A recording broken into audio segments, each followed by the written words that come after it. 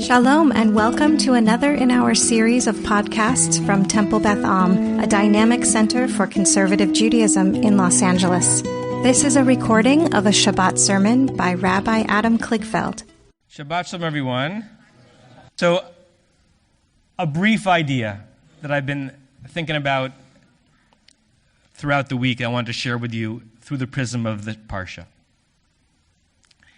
This is going to sound like a silly question, but I kind of mean it. Do you ever get the sense that it's reinforced to you based on your reaction to a situation or a moment that you're not the Dalai Lama, you're not angelic,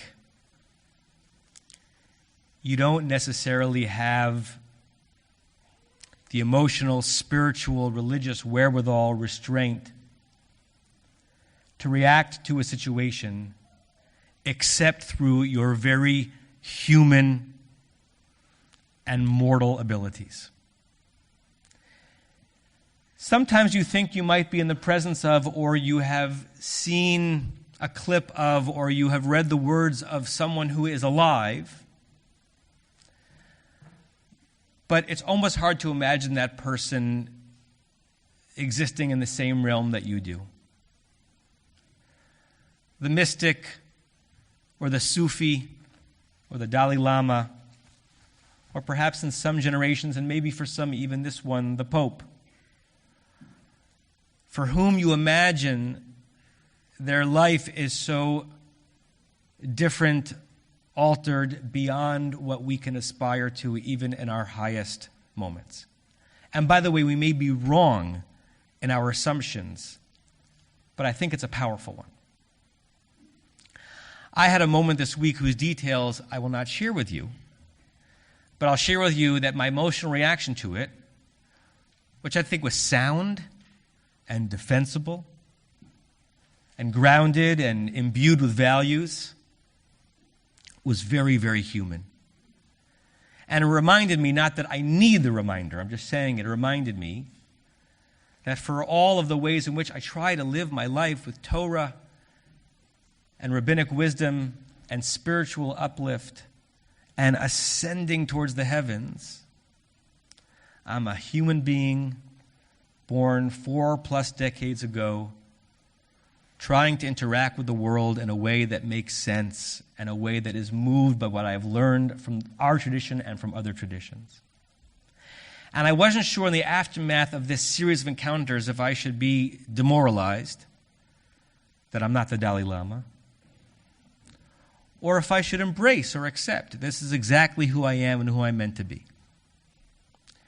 And I thought about it more intensely as I was considering two texts of several others that Rabbi Shapiro and I taught at an event this week, focusing on a scene in the Parsha that even if you were following along every word this Shabbat, you may have just skipped over, mixed all the laws about the pits in our field that have to be covered and the dangers lurking in commerce.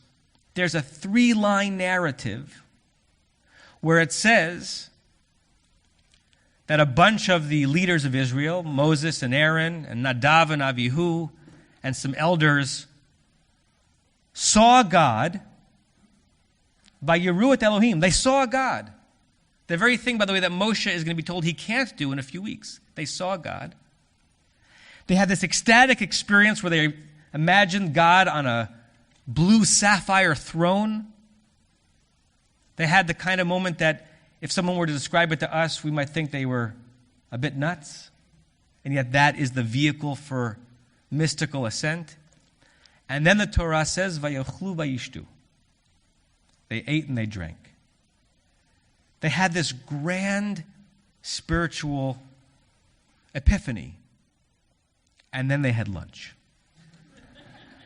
And the medieval commentators are split and deeply split on whether or not that verse is a compliment or a takedown.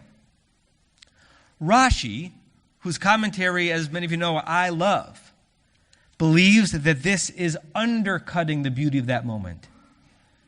They were so base, so moved by their urges, that they couldn't wait to leave God's beautiful blue sapphire presence and have a schnapps and have lunch. They couldn't stand being in that exalted place. They had to go back to their very human containers. They couldn't be the people that we assume they don't even need to eat. They don't need to drink. They are just with the Holy One. Rashi believes that the Torah is critiquing them. A couple of hundred centuries later, Rabbi Ovadia Sforno, an Italian commentator, says the exact opposite. The fact that they had this mystical experience with God and then right away were able to eat and drink suggests they didn't have to separate themselves. They didn't have to tear themselves apart, where a part of them is with God and spiritual and living that kind of life, whereas another part of them has to deal with their base human needs. They went straight from perhaps the greatest ecstatic moment of exposure to God in the Torah to the next thing they had to do, which is to eat and drink, and they celebrated it. And Sforno says that's the ideal. The ideal is not to bifurcate ourselves into the Jew of the sanctuary and the Jew of the social hall, the Jew of minyan and Torah study on this hand, versus the Jew of eating and drinking and being with friends on the other hand. That would be a negation of the way in which God's word and divine inspiration is supposed to influence our lives. Sforno would say that there are probably very, very few, I'll just use the example again even though I know nothing about his internal life, very, very few Dalai Lamas out there. Most of us, even on a spiritual path, are human beings in human bodies with human needs and human urges and human emotions who are trying to bring God into our lives, to encounter the spiritual in such a way that it spreads throughout our entire existence. Which is to say that whatever we bring to a moment in this room, whatever we bring to the moment of articulating the Shema or bowing down before God, should be the very same person, the very same thing, the very same values that we bring into the next room. We have a l'chaim and feed our bodies as they need to be fed, and remind ourselves that it's in that fusion, when you can be human in this room and spiritual in that room, that's perhaps when God is most present in our lives and in this community. So it's something for us to aspire to for the rest of today and beyond. You have been listening to another in our series of podcasts from Temple Beth Am, a dynamic center for conservative Judaism in Los Angeles. If you enjoy these podcasts, we invite you to write a review on the Apple Podcast site or wherever you get your podcasts. For more information about Temple Beth Am Los Angeles, go to tbala.org.